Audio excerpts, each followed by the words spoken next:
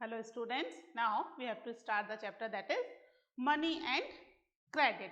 Okay, तो इसमें हम पढ़ रहे थे about the different credit situation कि अलग अलग credit situations क्या होती हैं. ठीक है, तो इसमें हम पढ़ रहे थे 2 स्टोरीज के बारे में, है ना. एक स्टोरी थी सलीम की एंड दूसरी स्वप्ना की. सलीम की स्टोरी हमने कंप्लीट कर ली थी जिसमें इसकी क्रेडिट सिचुएशन कैसी थी. इसने बिना किसी इंटरेस्ट के मार्केट से उधार लिया, कुछ एडवांस लिया, 3000 शूज का जो ऑर्डर था 1 मंथ के अंदर फुलफिल किया और अच्छा खासा प्रॉफिट अर्न किया. ठीक है, डिफरेंट क्रेडिट सिचुएशन. अब हम बात करेंगे सपना की. स्वप्ना क्या है? शी इज अ फार्मर, है ना. सपना क्या है? फार्मर है. इसकी 3 एकड़ की लैंड है. ठीक है, बहुत छोटी सी, बहुत ज्यादा बड़ी नहीं होती. 3 एकड़ ठीक ठाक लैंड होती है, ज्यादा बड़ी नहीं है. अब इसने क्या किया, इसने सोचा यहाँ पर ग्राउंड नट ग्रो किए जाएं जिससे थोड़ा अच्छा बेनिफिट हो, है ना. ग्राउंड नट ग्रो करने के लिए इसको पैसा चाहिए, है ना. सीड्स है, फर्टिलाइजर, पेस्टिसाइड्स और भी दूसरे इक्विपमेंट्स हैं ग्राउंड नट्स को ग्रो करने के लिए. तो जो भी पैसा चाहिए उसने क्या किया, यहाँ पर मनी लेंडर से इंटरेस्ट पर ले लिया. ठीक है, अब मनी लेंडर से इसने इंटरेस्ट पर ले लिया और आराम से अपने जो 3 एकड़ का लैंड है इसके ऊपर एग्रीकल्चर करना शुरू किया.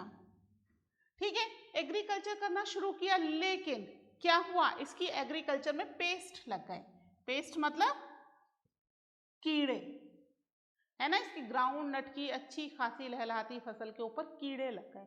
अब उन कीड़ों को मारने के लिए, पेस्ट को खत्म करने के लिए इसने बहुत ही एक्सपेंसिव पेस्टिसाइड भी डाले, है ना, इनको किल करने के लिए. To kill pest, she used expensive pesticide. लेकिन कोई ज्यादा फायदा नहीं हुआ और ईयर एंड में जब उसकी क्रॉप आई तो क्रॉप बहुत ज्यादा अच्छी नहीं आई. क्रॉप फेल हो गई. क्रॉप फेल हो गई यानी कि जो पैसा यहाँ मनी लैंडर से लिया हुआ है वो चुका पाई नहीं चुका पाई. अनेबल टू पे क्रेडिट. ठीक है, अब क्योंकि यहाँ पर जो इंटरेस्ट पर लिया था वो इंटरेस्ट भी बढ़ गया, है ना. क्योंकि ये क्या करते हैं, कंपाउंड इंटरेस्ट लगाते हैं. कंपाउंड इंटरेस्ट समझते हो ना, पढ़ते हो आप. कंपाउंड इंटरेस्ट के ऊपर भी इंटरेस्ट लगा दिया. यानी अगर इसने जो पैसा उधार लिया था उसका जितना इंटरेस्ट था उसको प्रिंसिपल में जोड़ दिया और फिर उसके ऊपर इंटरेस्ट लगा दिया. तो इसका इंटरेस्ट अमाउंट अच्छा खासा बड़ा अमाउंट हो गया. ठीक है, अब नेक्स्ट सीजन के लिए, ठीक है, ये वाला सीजन तो खराब हो गया, नेक्स्ट सोइंग सीजन आ गया.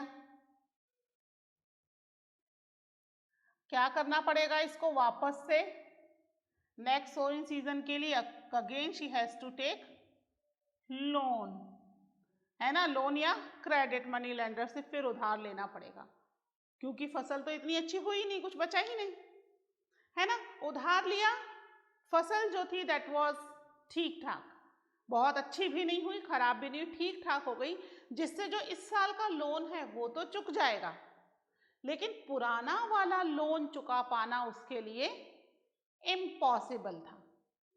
और यहाँ तो क्या हो रहा है, इंटरेस्ट पर भी इंटरेस्ट लग रहा है, तो पैसा तो बहुत तेजी से बढ़ रहा है ना. डबल से भी ज्यादा होता चला जा रहा है पैसे पर, मतलब कंपाउंड इंटरेस्ट है तो अच्छा खासा ज्यादा पैसा हो रहा है. तो वो उस लोन को नहीं चुका पाई. ये लोन तो चुका दिया नेक्स्ट सोइंग सीजन का जो उसने लिया, है ना. पिछला लोन, ये वाला जो लोन था, ये वाला लोन चुकाने में शी इज अनेबल. कैसे चुकाए, क्योंकि अब नेक्स्ट सोइंग सीजन के लिए फिर उधार चाहिए. उस उधार को लेकर के नया सीजन चालू करेगी, उसमें जो फायदा होगा तो वो ही उधार चुका पाएगी, ये वाला उधार उसका गड़बड़ हो गया, नहीं चुक पा रहा है। दिस इज नोन एज डेब्ट ट्रैप। क्या कहलाता है ये? दिस इज नोन एज डेब्ट ट्रैप। ठीक है, वो फंस गई उधार में। ये पैसा तेजी से बढ़ता चला जा रहा है, आगे जो फसल है, जो भी क्रॉप हो रही है, वो एवरेज ही हो रही है, जिससे वो उसी साल का लोन पे कर पा रही है।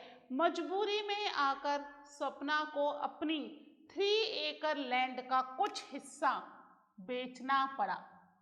वो लैंड का कुछ हिस्सा बेच करके वो जो है वो मनी लेंडर का उधार चुका पाई। पहले ही 3 एकड़ लैंड बहुत ज़्यादा बड़ी नहीं होती, छोटी लैंड ही होती है, उसमें से भी उसको कुछ पार्ट बेचना पड़ा due to the pay the credits, है ना। अब लैंड और छोटी हो गई, यानी इनकम और कम हो गई, है ना। ऐसी कंडीशन अधिकतर फार्मर्स के साथ आती है, इसीलिए हमारी जो बुक में इसका टाइटल दिया है दैट इज सपनास प्रॉब्लम करके दे रखा है ना, सपना की परेशानी।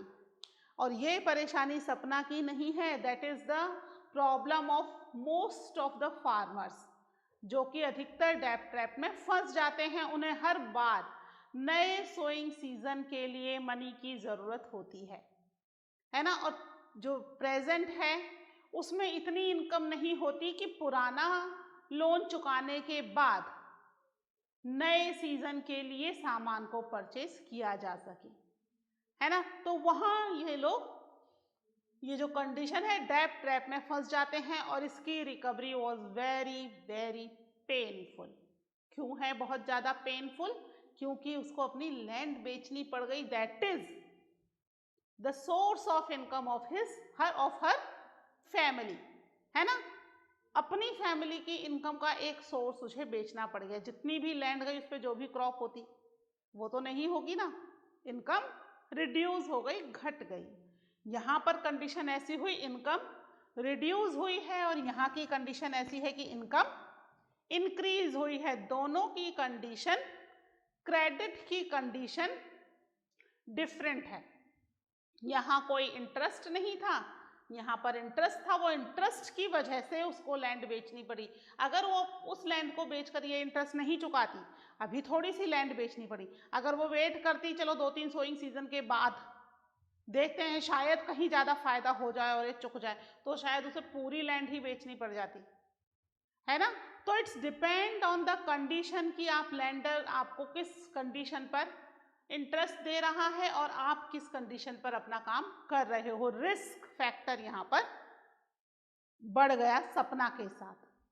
ठीक है, सलीम का रिस्क फैक्टर तो भी थोड़ा कम था और सपना का रिस्क फैक्टर, उसने ऐसी क्रॉप ग्रो करनी चाहिए जिसमें उसको मुनाफा अच्छा होता, अगर हो जाती तो बहुत अच्छा उसको फायदा होता, बट क्रॉप फेल होने की वजह से फायदा तो छोड़ो, बहुत बड़ा नुकसान उसको झेलना पड़ गया।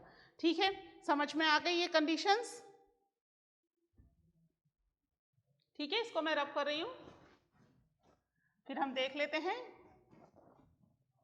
कि क्रेडिट सिचुएशन में क्या हो रहा है। डेब्ट ट्रैप समझ में आ गया? सपना जैसे ही बहुत सारे विलेजर्स जो हैं वो डेब्ट ट्रैप में फंस जाते हैं।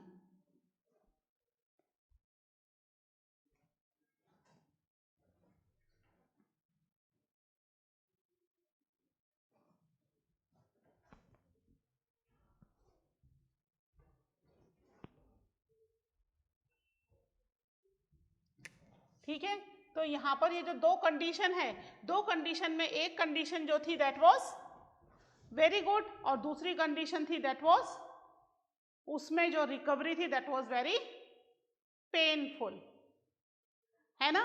तो देख लेते हैं हम यहाँ पर जो क्रेडिट है, क्रेडिट या फिर लोन, ठीक है, refers an agreement in which the lender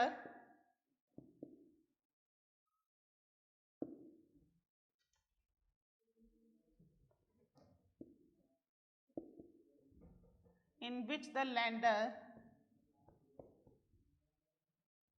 supplies the borrower with money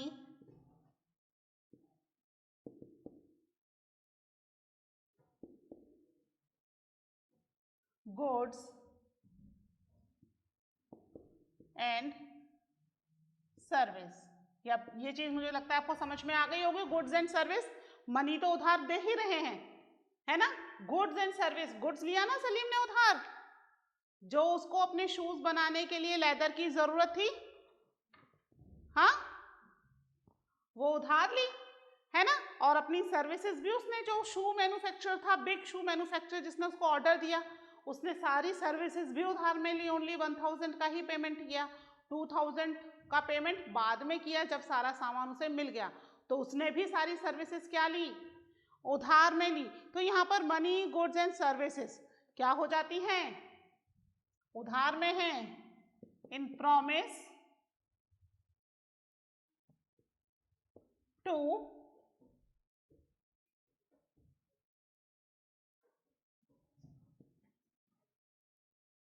return in future.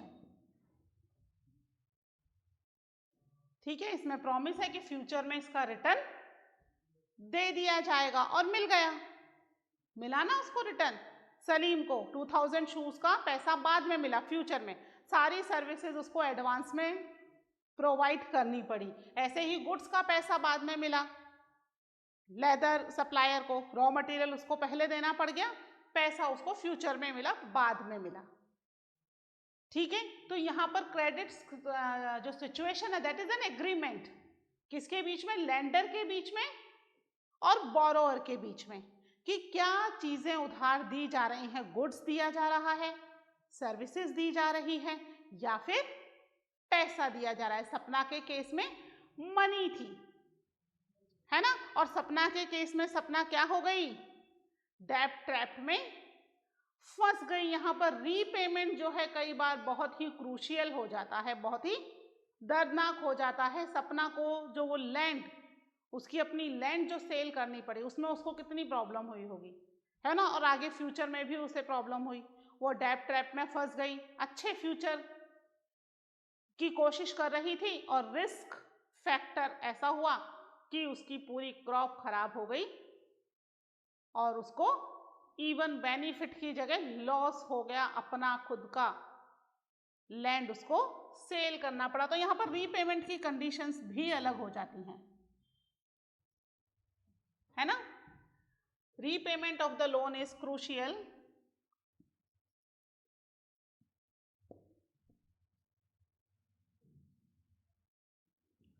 crucial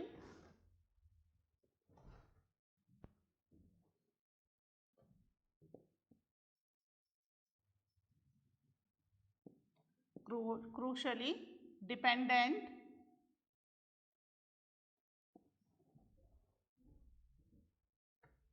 on the income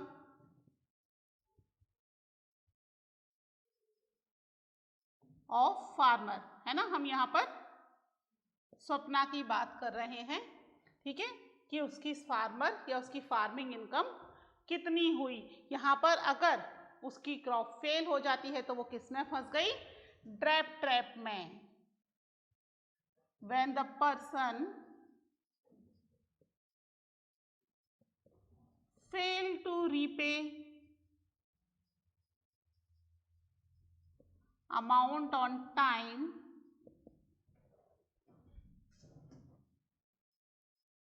then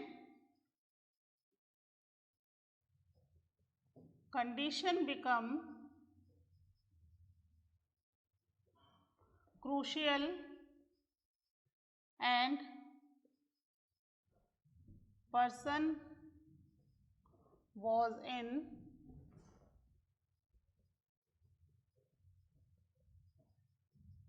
डेब्ट ट्रैप। ठीक है, इसको जो कंडीशन है that condition is known as डेब्ट ट्रैप, कि वो जो है वो उधार के अंदर फंस गया। और ये जो क्रेडिट्स है ये उसको पुश करती है कि आप या तो उस पेमेंट को पे करो या फिर कंडीशन और वर्स से वर्स होती चली जाती है।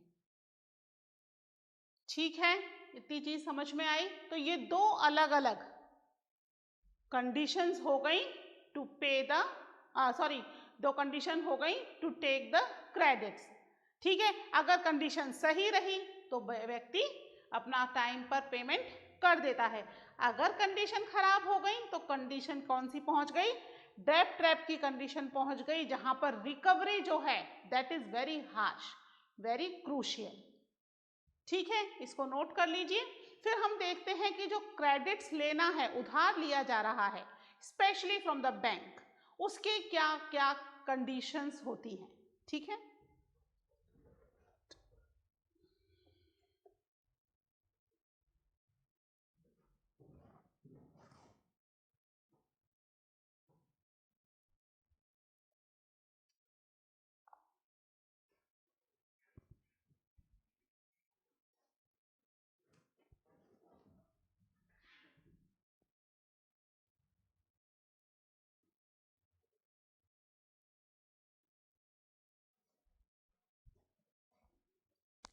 जब भी कुछ भी चीज उधार ली जाएगी, है ना, बैंक से ले रहे हो तो स्पेशली आप उधार लोगे तो कुछ टर्म्स एंड कंडीशंस अप्लाई होंगी।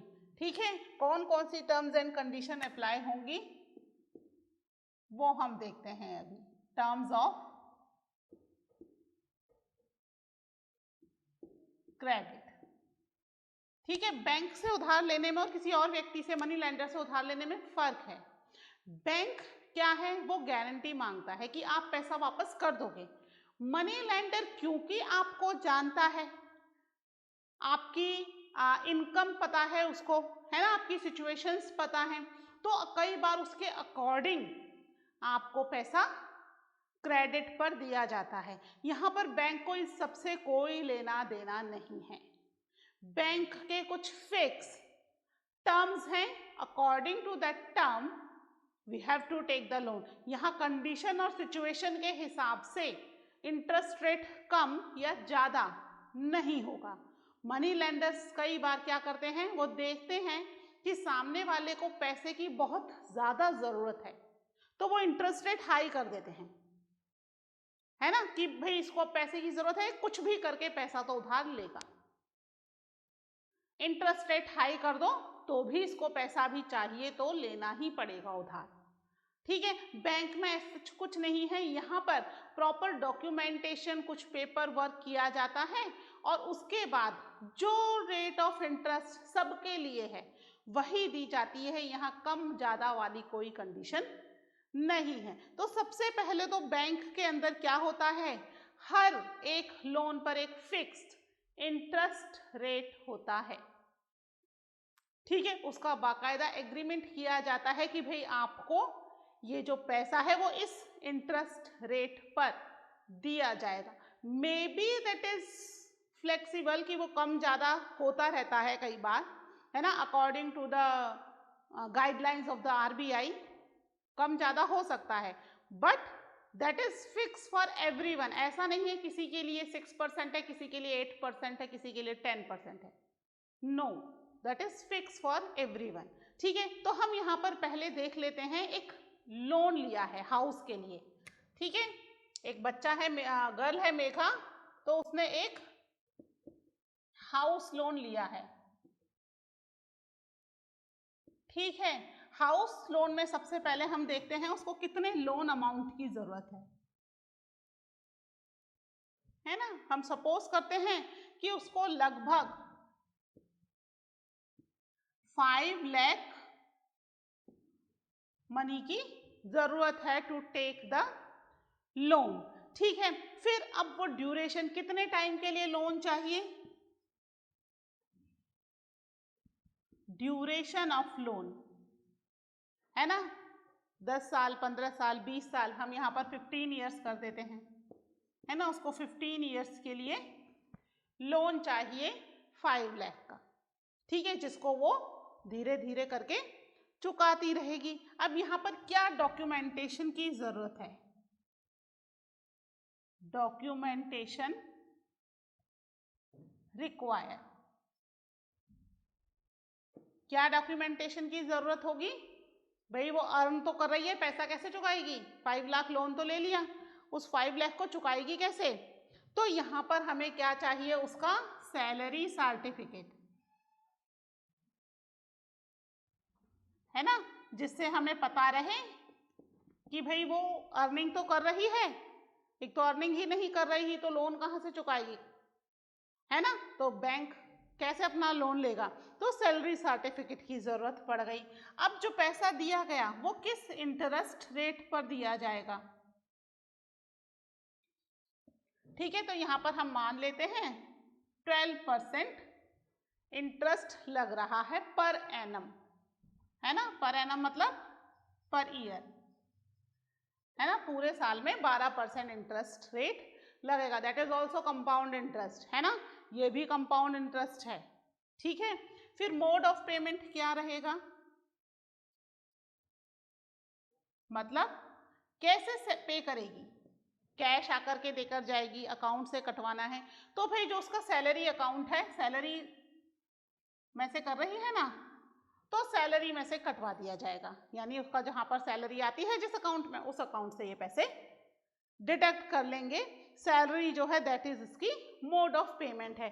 अब सबसे इंपॉर्टेंट चीज आती है कि क्या गारंटी कि ये जो 5 लाख रुपीज उसने लोन लिया है वो चुकाएगी ही?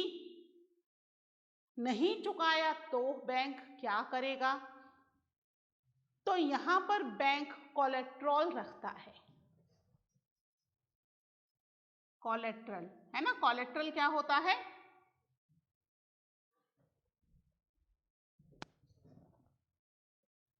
किसी भी चीज को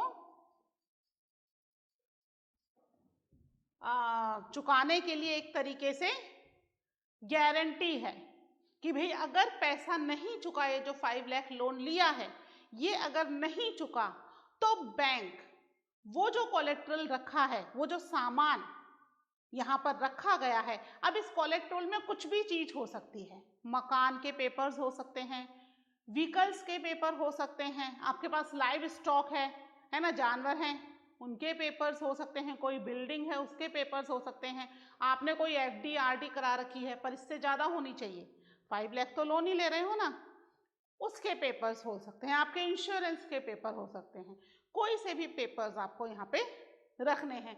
तो अब क्योंकि यहाँ मकान लेने के लिए इसने बनाया है ना ये पैसा, तो इसी मकान के पेपर वो क्या कर रही है? एज अ कोलेट्रल रख रही है। ठीक है, पेपर ऑफ हाउस, जिस हाउस को बनाने के लिए उसने यहां पर पैसा उधार लिया है। तो अब क्या होगा? इन द कंडीशन कि अगर मेघा ये लोन नहीं चुका पाई, किसी भी रीजन से उसने सैलरी नहीं मिली उसकी, या उसने जॉब छोड़ दी है, कुछ भी रीजन हो सकता है ना, वो ये 5 लाख रुपीस का लोन नहीं चुका पाई, तो बैंक क्या करेगा? बैंक उसके पेपर्स जो हैं, हाउस के पेपर्स बैंक के पास रखे हुए हैं, वो उन्हें आगे किसी और को वो हाउस बेच देगा और अपना पैसा रिकवर कर लेगा विद इंटरेस्ट। इंटरेस्ट भी तो लग रहा है 12% पर एनम के अकॉर्डिंगली अगले 15 ईयर्स के लिए। तो बैंक अपना इंटरेस्ट भी पे करेगा, कुछ भी नहीं छोड़ेगा, है ना? इसलिए बैंक ने क्या कर लिए हैं? मेघा के घर के पेपर्स भी अपने पास ही रखे हैं। नया घर ले लिया, मेघा उसमें रहेगी आराम से, ऐसे मकान नहीं है बैंक के पास, शी कैन यूज इट, है ना, उसको यूज कर सकती है, उसमें रहे, कुछ भी करे, लेकिन वो उसको बेच नहीं सकती। क्यों नहीं बेच सकती? क्योंकि उसके पास तो उस मकान के पेपर्स ही नहीं है। पेपर्स कहाँ हैं? In the custody of bank. जैसे ही 15 ईयर्स पूरे हुए, मेघा का लोन रीपे हुआ, बैंक बाइज्जत उसके मकान के पेपर्स, उसके घर के पेपर उसको संभला देगा कि भाई ये आपके मकान के पेपर्स हैं। समझ में आ गया ये चीज? ठीक है, ये एग्जाम्पल से हमें समझ में आ जाता है। कोलेट्रल मतलब कुछ भी चीज आपको बैंक के पास एज अ सिक्योरिटी रखनी है कि आप अपना पैसा जो है वो चुका दोगे। ठीक है, कई बार कुछ भी नहीं होता है हमारे पास रखने के लिए, तो यहाँ पर किसी व्यक्ति की गारंटी से भी काम चल जाता है ना। मेरे पास कुछ भी नहीं है बट मेरे किसी रिलेटिव के पास मकान है, तो कई बार उस रिलेटिव वो एग्री हो कि वो मेरी गारंटी दे देगा, तो उस रिलेटिव की गारंटी लग जाती है, उसके मकान के पेपर रख लिए जाते हैं। तो अगर मैं लोन नहीं चुकाऊंगी तो मेरे रिलेटिव का मकान बैंक बेच देगा, है ना, क्योंकि बैंक ने क्या कर लिया है, एज अ कोलेट्रल उस मकान के पेपर अपने पास रख लिए हैं। ठीक है, ये चीज समझ में आ गई। इसको हम लिख लेंगे एक बार कि क्या होता है loan amount, documentation and the collateral. ठीक है, आप एक बार इसको नोट करना चाहो तो नोट कर लो, वैसे आपकी बुक में टेबल बनी हुई है, उसके अंदर आप ये चीजें फिल कर लीजिए। ओके,